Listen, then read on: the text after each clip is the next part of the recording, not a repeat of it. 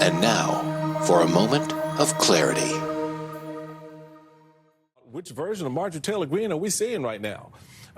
Simone and I have had a good laugh about that throughout the day because we don't know, right? We have no idea what this is going to look like. Right. So, and I think a lot of people are. But here's the one thing I'm not confused on when it comes to this, and I want to get your take on this.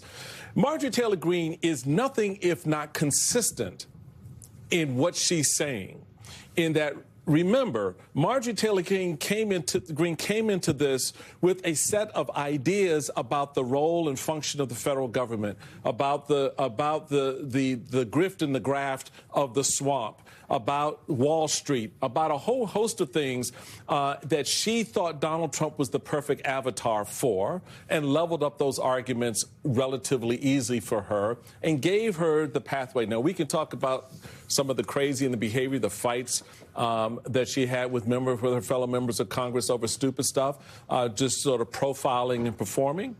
But at least I can still say, irrespective of anything else, she's consistent in that she's realized now, to your earlier point, Donald Trump is as much a part of the swamp as the very people that he's presumably were there to push out. How do you see her approach to what she's saying and what it may mean relative to where she was coming into the movement and where she is now? Yeah, I mean, if you would have told me a year ago that I would be cheering on Marjorie Taylor Greene for standing up to Trump, I would have thought you were crazy.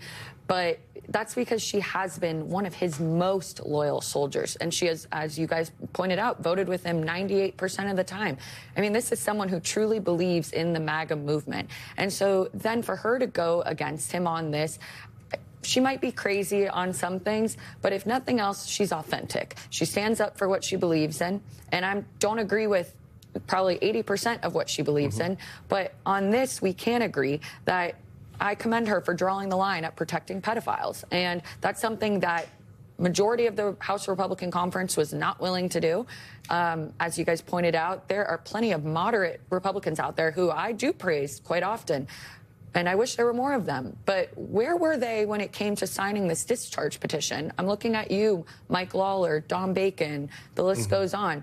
I mean, why was it that I'm sure they're going to vote when they have to vote on this? I'm sure they're going to vote for the release of these files. Because there's just enough votes there by that cover. And now that Trump has come out and given them the permission to vote for it, that's the biggest thing, too. Now that they have the cover from him, they know that they can vote and do that, even though they should have just been on the right side of this. And it's crazy to think that Marjorie Taylor Greene, Lauren Boebert, Nancy Mace, and Thomas Massie are the voices of reason right now in the Republican Party. But on this issue, and I give them props. I'll give credit where credit's due.